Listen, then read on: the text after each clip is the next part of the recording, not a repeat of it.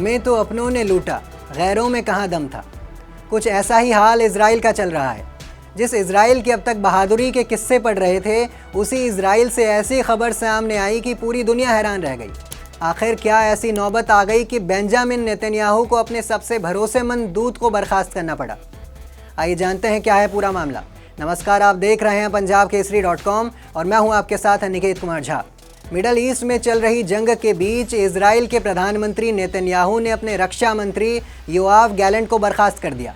Hamas हमले के बाद पूरी दुनिया में पीएम नेतन्याहू के बाद इजराइल की तरफ से लोगों ने गैलेंट का नाम सुना होगा, लेकिन आखिर अचानक ऐसा क्या हो गया कि नेतन्याहू को गैलेंट को बर्खास्त करना पड़ा।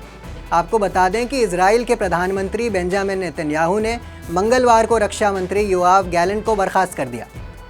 नेतन्याहू के कार्यकाल में एक बयान में कहा गया कि नेतन्याहू ने विदेश मंत्री इजराइल कैट्स को गैलेंट का उत्तराधिकारी नियुक्त किया है, जो उनके काफ़ी करीबी सहयोगी हैं। वहीं गिदोन सार नए विदेश मंत्री बन गए हैं।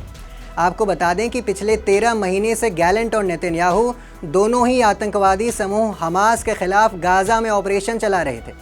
तभी से दोनों के बीच तकरार की खबरें सामने आ रही थी। एक मीडिया रिपोर्ट के मुताबिक कई लोगों को उम्मीद थी कि प्रधानमंत्री जल्द या बाद में उन्हें बर्खास्त कर देंगे, लेकिन सबसे ज़्यादा हैरान करने वाली बात ये रही कि जब अमेरिका अपने चुनाव में व्यस्त रहा, तब प्रधानमंत्री नेतन्याहू ने अपने रक्षा मंत्री गैलेंट को बर्खास्त कर दिया। गैलेंट जो 35 साल के सैन्य करियर के दौरान जनरल पद तक पहुँचे। हमास से जंग से पहले वो पिछले साल वॉशिंगटन के लिए एक प्रमुख मध्यस्थ की भूमिका में थे।